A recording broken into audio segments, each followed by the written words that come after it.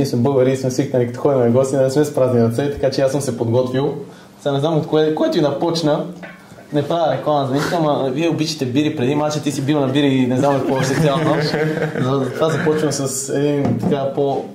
Сега не знам дали искате да го отваряте, ама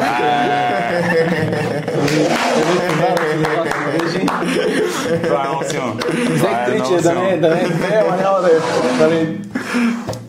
Благодаря ти, Иванка, голям си. Не спирам. Моля наближим малко тук. Не, ето ще ви покажем. Ехе! Ето момчета. Иванка, сме подготвени.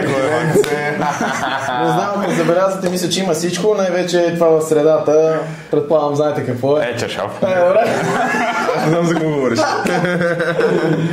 Така че, заповядайте. Това е уникално, огромен. С едно пожелание. Май изглежда много добре, бе.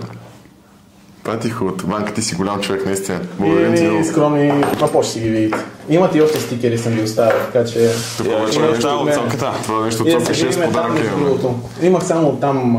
Това трябва ли ти? Не, това е за вас. Благодарим ти. Да. Ако може да се видим на повече събития, няма много, които да...